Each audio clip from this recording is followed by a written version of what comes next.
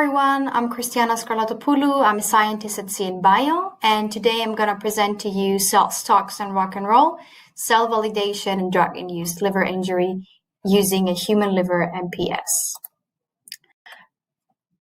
I'm going to talk about microphysiological systems in general and what they are. Then I'm going to talk to you about the MPS and in research as well as in the market.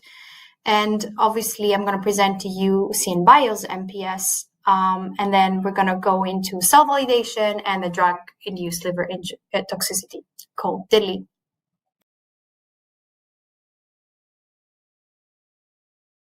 So microphysiological systems, what is it? It's an in vitro platform composed of cells, explants derived from tissue, organs, and an organoid cell formation of human or animal origin in a microenvironment that provides and supports biochemical, electrical, or mechanical responses to model a set of specific properties that define organ or tissue function.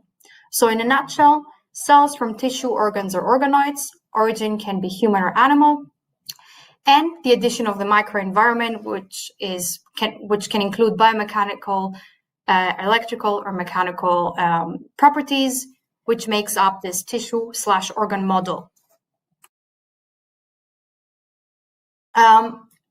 Microphysiological systems or organ on a chip come in wide range of sizes and shapes. Typically, they include human cells and tissues in three-dimensional platforms to cultured tissue and organ-like structures, whereas microfluidics are incorporated to mimic blood flow and delivering oxygen and nutrient. Also, the microenvironment that these microtissues are exposed to can be optimized to include, for example, mechanical or electrical stimulation. And the way that drugs can be introduced in the system can be controlled in a manner to recapitulate the environment that these tissues experience in vivo. So current preclinical approaches produce molecules or therapies that fail 90% of the time in clinical trials. Most of the time, companies producing these compounds have unsuspected drug safety and efficacy issues, as you can also see from these graphs. So what is the current preclinical toolbox for everybody out there? Obviously, we have the in silico computer modeling going on. We have the 2D cell cultures, the 3D spheroids/organoids that have been around for a while now, and the golden standard for most of the preclinical testing, which is the in vivo animal models. But we also have the new alternative methods, such as the MPS, that can enable researchers to bridge the gap between current preclinical in vitro and in vivo models. That is also supported in changes to the regulatory landscape. On the 29th of September 2022, the US Senate unanimously passed Bill S-5002, the FDA Modernization Act 2.0. The original act mandated that all drugs must be tested on animals before human clinical trials. On December 23rd, 2022, the US House gave its final approval. Now, drug testing does not need to be performed on animals anymore. This also paves the way for the use of new approach methodologies in order to establish drug safety and effectiveness in place of animal testing where appropriate, of course. Now, let's have a quick look at the different models that are currently present. So obviously we have 2D cell culture, 3D spheroids, and in vivo animal models, and our MPS or organ on a chip platform. So obviously the human relevance is clearly lower in animal models compared to organ on a chip, which uses human primary cells. Another interesting point would be the longevity of the systems, which 2D cell culture and 3D spheroids are fairly lower on that side, whereas animal models and organ on chips last for up to 4 weeks, if not longer. Another interesting fact is the acute and chronic dosing, which can only occur in vivo animal models as well as the organ on a chip. And obviously human relevance, the in vivo animal models, as good as they are, they're not relevant to humans, even if there are humanized models out there. Organ on a chip platform, on the other side, uses actual human primary cells.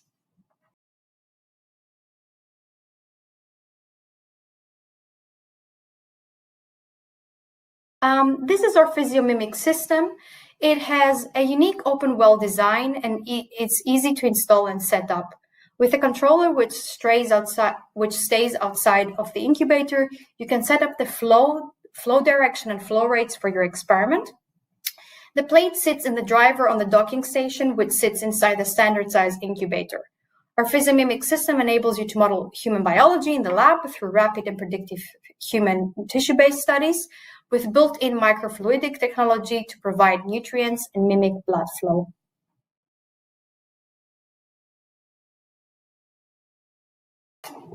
Now, it's important to have a look at the liver architecture and some main cell types that are included in the liver. So we have obviously hepatocytes, which is the most abundant cell type in the liver. Then we have the Kupffer cells, which are the resident immune cells of the liver, as well as the stellate cells, or hepatic cells as otherwise known. And as you can see, the intricate architecture of the part of the liver. It's also important to establish which are the markers to see cell health or function in liver. For example, albumin production is one of the functional markers that is very useful in assessing functionality in liver cells, as well as urea synthesis. Phase 1 and phase 2 enzyme expression, mostly cytochrome enzymes, which are very relevant for xenobiotic metabolism, and other transporter expression and marker of hepatic damage, such as ALT and AST.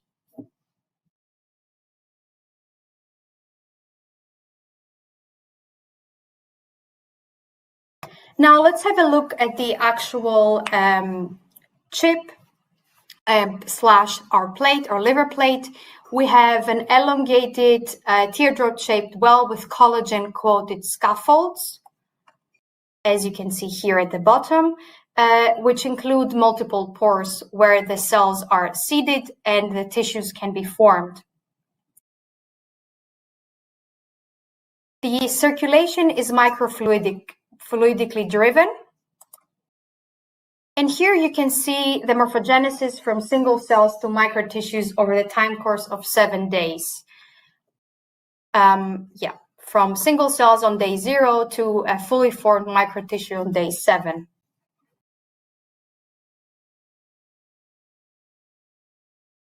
Now here we can see some beautiful immunofluorescence stainings for albumin, for example, and the cytoskeleton. Albumin, as I previously mentioned, is an important hepatic functional marker, which is clearly abundant in our microtissues, as well as the cytoskeleton, which is quite important in terms of the organ or microtissue architecture. We can also see at the bottom left that bile caniculi are present, as well as tight junctions, which indicates that the hepatocytes are polarized, a very important physiological attribute of the hepatocytes.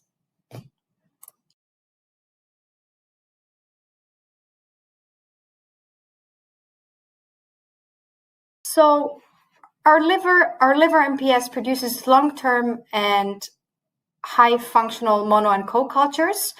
Here on the left, you can see the electron microscopy image showing the bile caniculus with intact microvilli, tight junctions, as well as the lumen of the canaliculus. And on the top right graphs, we can see that hepatic functionality is good due to the albumin production, indicating the albumin production, as well as the cell health with low consistent LDH release throughout the course of 28 days. On the bottom right graph, we can see the expression of various cytochrome enzymes from different donors, and we can see the variability within the different donors, which will lead us to the next portion of our presentation on cell validation, the importance of cell validation as well.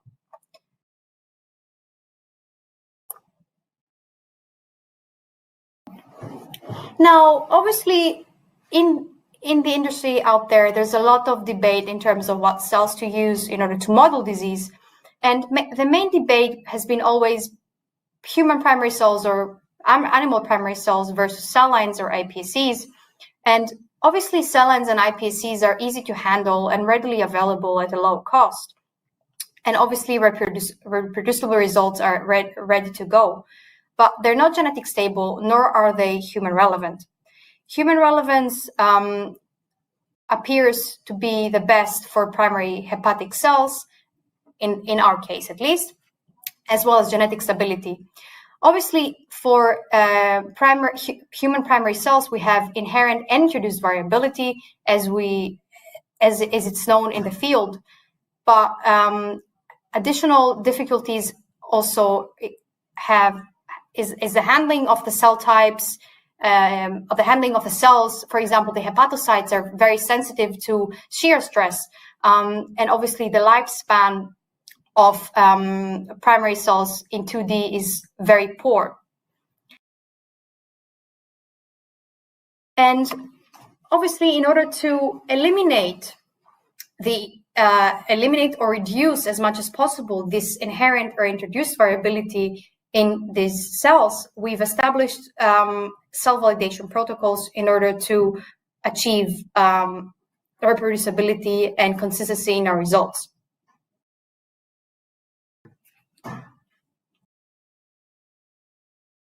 So donor selection, for donor selection, we need to obviously quantify what age is a donor, what the postal availability is, what the lot size is, and the genetics, and obviously the qualification in 3D.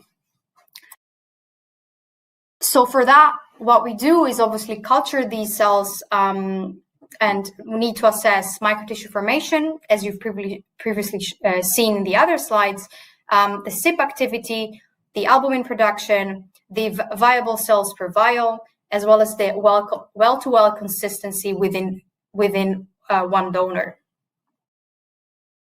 And here at the bottom, you can see some donors, five different donors to be exact. And as you can see there, the microtissue formation is very variable, especially donor E shows very poor microtissue formation. So it's crucial that we actually test the donors before we start with any other assays with these cells or culturing of these cells.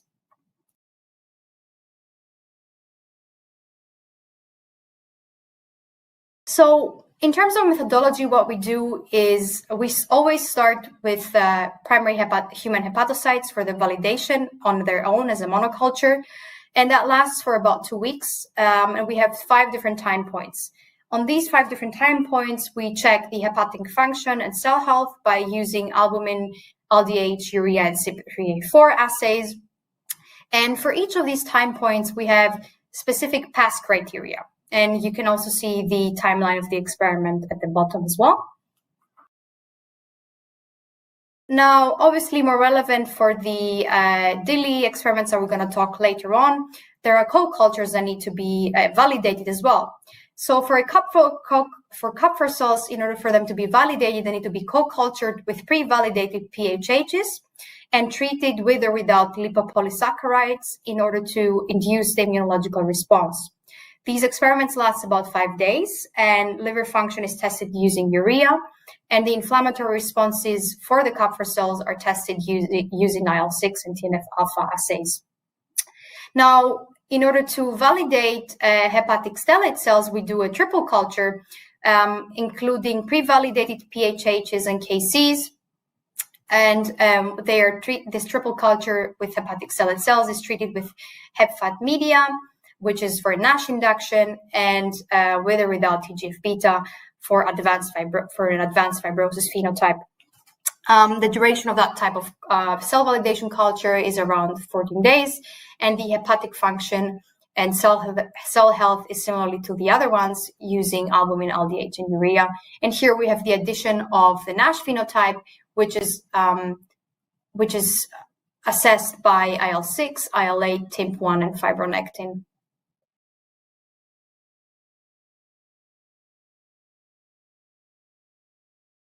Now, we're going into the portion of the drug-induced liver injury, and just to let you know what we have established so far in the DILI field is that we have long-term highly functional hepatocytes and NPC co-cultures, where we also can do chronic dosing with multiple endpoints. We can generate IC50 and EC50 curves, and we can also evaluate small molecules, antibodies, and new modalities in this model. And obviously, clinical biomarkers such as ALT and AST can also be detected.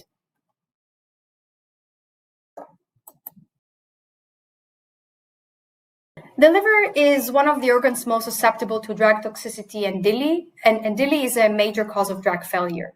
Using more reliable human in vitro 3D models is an essential step to de-risk DILI in drug discovery.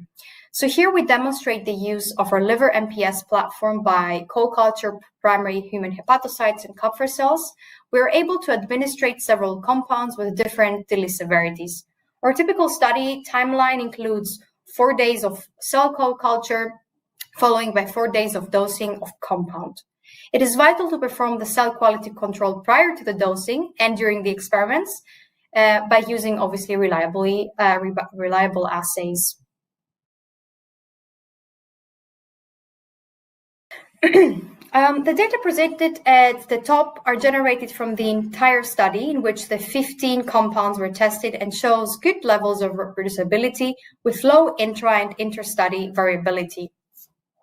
In the graphs below, we can see that after an 8-day culture, multiple cell health and hepatic metrics such as albumin, urea, and ATP were also assessed in healthy control microtissues and showed high level of hepatic functionality and reproducibility.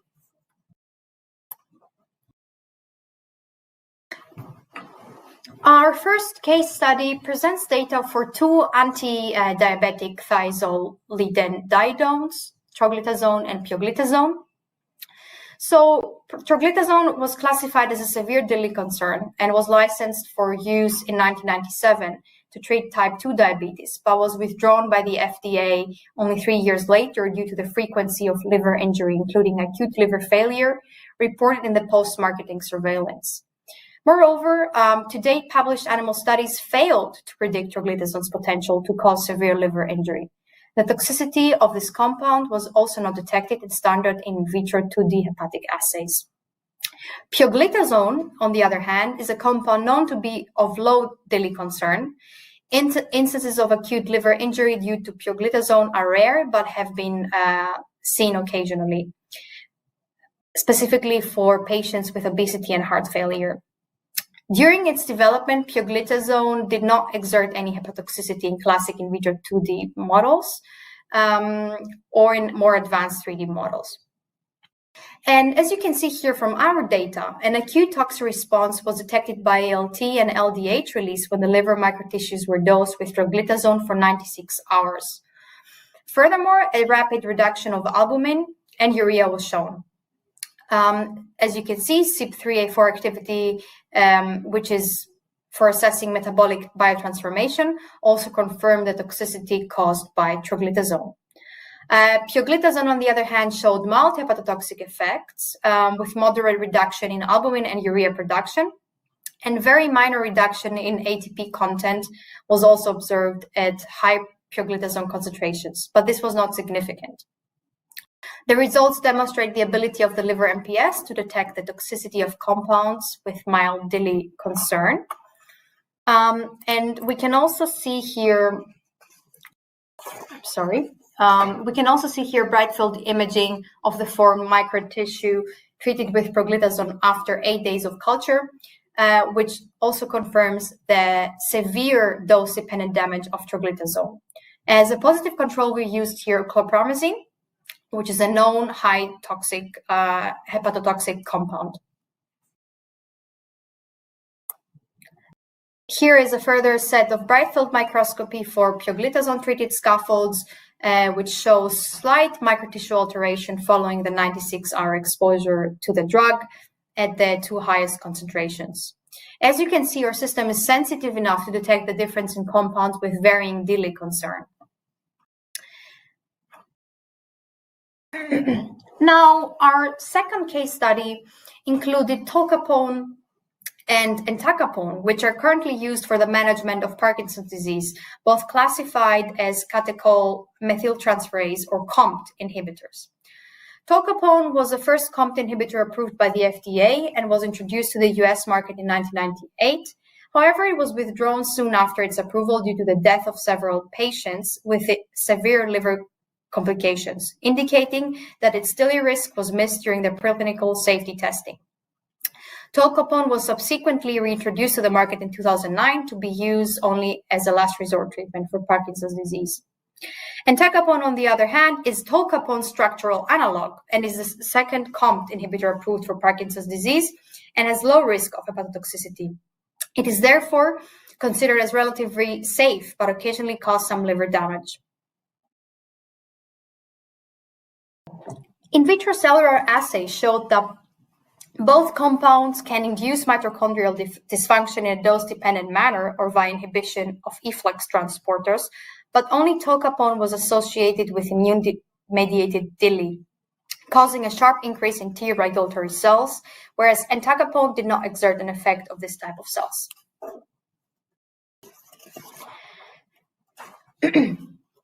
Tolcapone here in our data caused a clear acute toxic response that was detected by clinical biomarker ALT and LDH release and a rapid reduction in albumin and urea. Chronic exposure was captured also by all tested endpoints, particularly in albumin, as well as cellular endpoints such as ATP further confirmed tolcapone's toxicity. For entacapone, the model did not detect acute and chronic toxicity effects following the treatment.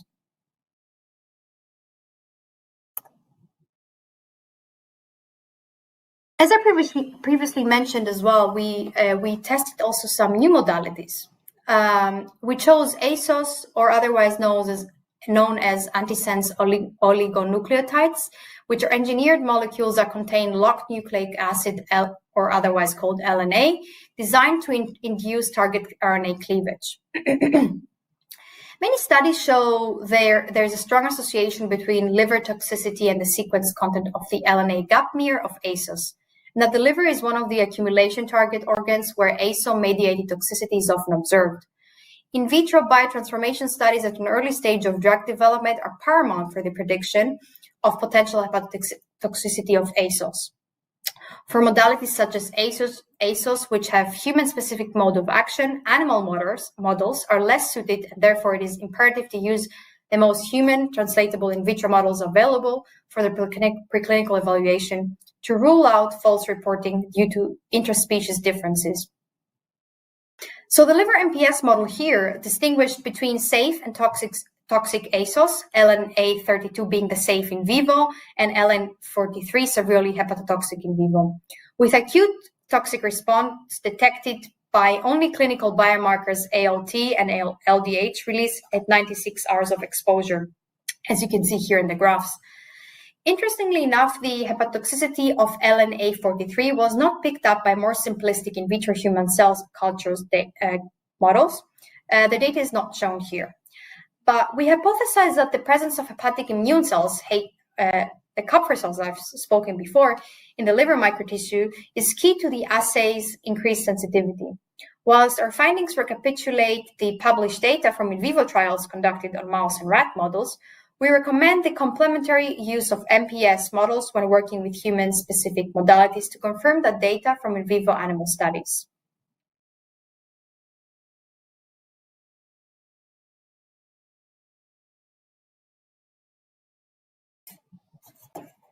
Here, for each compound, a range of functional liver-specific endpoints were analyzed, including clinical biomarkers, dose response using multi-chip plates to generate EC50 curves. Those functional liver-specific endpoints were analyzed to create a distinct mechanistic signature of hepatotoxicity from the liver MPS to demonstrate its capacity to assess human DILI risk of novel pharmacological agents. To improve the translational relevance of this model, functional liver-specific endpoints were analyzed, including clinical biomarkers such as ALT, The ratio of EC50 to plasma C max, or exposure-corrected cytotoxicity, was determined for each compound and plotted as the margin of safety called MOS. The MOS value for all tested compounds were plotted at 96 hours of exposure. Tested compounds are shown on the horizontal axis and are arranged from low DILI severity to the left to severe DILI concern to the right. At fixed thresholds of 50 times MOS values, the sensitivity and the specificity of the assay were assessed by comparing DILI positive/negative status as determined by EC50 or MOS threshold with known DILI status for each compound. So data indicates that albumin was by far the most sensitive assay and highlights a clear trend between MOS values and DILI severity.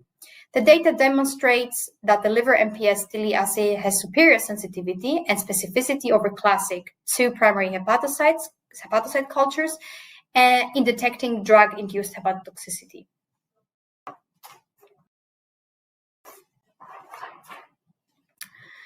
Just to summarize all the different messages across this presentation, it's crucial that we perform cell validation because we keep the consistency and the accurate results across all of our experiments.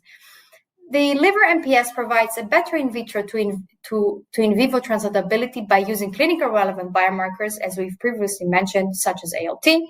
The assay offers advantages over existing in vitro approaches by incorporating the immune aspects of the liver that contribute to DILI. Also, we can accurately predict the known DILI liabilities of a broad set of compounds of different modalities, from various drugs to ASOs, as we said.